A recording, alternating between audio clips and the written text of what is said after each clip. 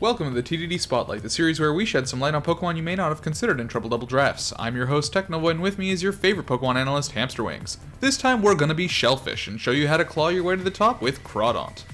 Crawdaunt is a B-tier water and dark type Pokemon best known for its wall-breaking abilities. With relatively abysmal bulk at 63 HP, 85 defense, and 55 special defense, Crawdaunt is unlikely to take direct hits particularly well, especially considering that its attack of 120 makes it a prime target to be taken out ASAP. When you couple its bulk with its speed set of 55, it becomes clear that Crawdaunt relies on some form of redirection or speed control to really shine. Crawdaunt's special attack is passable but nothing special, and generally it will be run as a physical wall breaker due to the extra 30 points it gets. However, in a draft, adapting to your opponent is always important. Speaking of adapting, Crawdaunt's bread and butter is adaptability, an ability that turns its stab from a 1.5x multiplier to a 2x multiplier. When combining this with its solid typing and fantastic options such as Knockoff, Aqua Jet, and Crabhammer, you're left with an incredibly threatening breaker that can one-shot many bulky Pokemon if left unchecked. For the sake of completion, I should also mention that Crawdaunt gets Shell Armor, an ability that prevents it from getting hit by critical hits, and Hyper Cutter, which prevents its attack from being lowered. However, both of these abilities absolutely pale in comparison to adaptability and should practically never be used. Shell Armor because Crawdaunt can't take hits anyways, and Hyper Cutter because it's basically always less effective than adaptability when attacking. And now, I'm going to pass it on over to Hamsterwings to tell you about some sets. Yeah, so the first thing to know about Crawdaunt is that all of these sets that set up, they can all of the setup moves can be slashed with Protect, and the Focus Sash can be traded for a Life Orb. So basically any of that works. Or you can just put a Life Orb on it anyway if you have like confident redirection. But for the sake of just the Pokemon alone, I put Focus Sash on all of them. So the first one is Dragon Dance. You could also potentially slash it with a Z move, right? Yeah, you could. Yeah. If you just want something to die. To die, if you absolutely need something dead, yeah, it could work. Yeah. But I mean, generally Crawdaunt is dealing out enough damage without Z moves. Sure, that's fair. Because like 120 attack on its own isn't insane, but 120 with adaptability, with moves all over 100 base power, like Crabhammer and Knockoff, it just does a lot of damage. Mm-hmm. Yeah, for sure. So first off, Dragon Dance, it's just a great move. Dragon Dance, the fact that Crawdaunt gets it is pretty good. Unfortunately, its speed's still low, it's still base 55, but with speed investment after Dragon Dance, it's still going to be outspeeding walls, like easily. Anything that it needs to break, it'll probably outspeed, and for things that it doesn't outspeed, Aqua Jet is probably enough to kill after a Dragon Dance. Mm-hmm. So, I mean, that's kind of like the basic like singles Crawdaunt is right here. Mm-hmm. What's next up? So there's Trick Room variants of Crawdaunt, like Swords Dance. This is just, well, obviously, it's like literally the same thing, except you're in Trick Room, so why set up speed when you can just get 2 attack instead and then kill everything? Yeah, and with these sets you're going to obviously want to run min speed on Crawdaunt just so that it goes as soon as possible. Yeah, there's not a lot to talk about. Crawdaunt's just fairly straightforward. It hits. Mm-hmm. We can do Banded next. Okay. Because, I mean, what's the next logical thing? Choice Band. Yep. It has 4 good attacks. Choice Band allows you to run close combat also, which is a decent coverage move, but it doesn't get the adaptability boost. So probably more often than not, you're still going to be clicking Choice Banded Crabhammer, Choice Banded Aqua Jet, Choice Banded Knockoff, which will all kill things. Yeah, especially, Knockoff and Crabhammer are both such high power moves, and Aqua Jet, I mean, with adaptability becomes an 80 base power priority move, which completely negates the fact that it's slow as hell.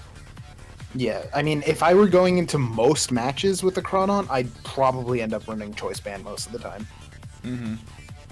So, usually we try to include mix-up sets, and these might be a bit of a reach, but we're gonna do it anyway. Yeah, so the thing about Crawdaunt is it's basically never gonna be bulky, so the only sort of mix-up you can really run is the special attack mix-up. Which, its special attack is what, 90? 90 versus 120, so it's 30 points lower. So 90 with adaptability is still decent. Like, it's not great, Yeah. but it's decent. And it still gets nasty plot, and it's also got good special moves. Yeah, Muddy Water is a really nice move to have. It's definitely never going to be hitting as hard as Crab Hammer, but it does give Crawdaunt a spread option where, I mean, no one's going to expect a special Crawdaunt. Yeah, pretty much. People, when they see a Crawdaunt team, they're going to be speccing into physical defense. And, like, being unexpected is neat and cool and all, but just straight up, this is generally worse. Yeah, sure. Yeah, Dark Pulse versus When would you Knockoff. bring a special Crawdaunt? Like, the only scenario that I can think of in my head is if you want Crawdaunt to break Tangrowth to throw someone off. And that's, like, one of the only scenarios I can think of. Where it's more effective to do this, yeah. I mean, it does get Sludge Bomb, which is pretty cool. It also gets, like, Blizzard, and it gets, like, a good number of, like, good special moves. Its special move pool is not bad, and it's still going to be doing decent damage. Yeah. But honestly, like most, yeah. It's not going to be the wall breaker that it is on the physical side. Absolutely. I mean, you can literally run Crab Hammer against, like, any Pokemon, and unless it's, like, a 4x resist, it's gonna fucking smack that thing hard. But like that said, if you have redirection, if your Crawdaunt gets up a nasty plot, and you've already taken out a water resist, Muddy Water is going to be hard to deal with. Mm-hmm. For sure. Yeah. And then finally we also have this We have specs. Yeah, which is basically the same as Band, where it's just you just get 4 moves, get some extra coverage in there. Or I guess in this case, it's not extra coverage, it's Hydro Pump, but... The reason I put Hydro Pump is just because if you want a special Crawdaunt, if you want a Specs Crawdaunt specifically, you probably want a nuke option. Yeah, just hit So as hard Hydro as Pump would be possible. the nuke option. Sure. Yeah, that makes sense. Is that all you got? That's pretty much it for Crawdaunt. Crawdaunt's really straightforward to use, but... It's pretty one note, but it's good. Yeah, I mean, Crawdaunt's a pretty simple Pokemon. It does one thing, and it does it extremely well. When you combine that massive attack stat with adaptability and its fantastic stab options, you're just left with a really amazing wall breaker that will decimate teams if they're not prepared for it. Unfortunately, Crawdaunt, as we said, its offensive capability is the only thing it has going for it, so you'll need some form of speed control, support, or both to make sure Crawdaunt can land its hits before it inevitably gets targeted and bursted down. I was watching some OU today, and I was like, yo, all this guy has to do is switch in his Galarian Slowbro into the Crab Hammer. The Crawdaunt's not going to knock off here, and then he wins the game. Mm-hmm. And then it died to Crab Hammer. Any Pokemon with Trick Room is a great match for Crawdaunt because of its naturally low speed. Tailwind is not as effective for Crawdaunt, but it can also work if you don't have access to Trick Room. Otherwise, supports that can disrupt enemy attackers with things like Sleep and Paralysis are good, and of course, it's always going to appreciate Redirection. Anything else?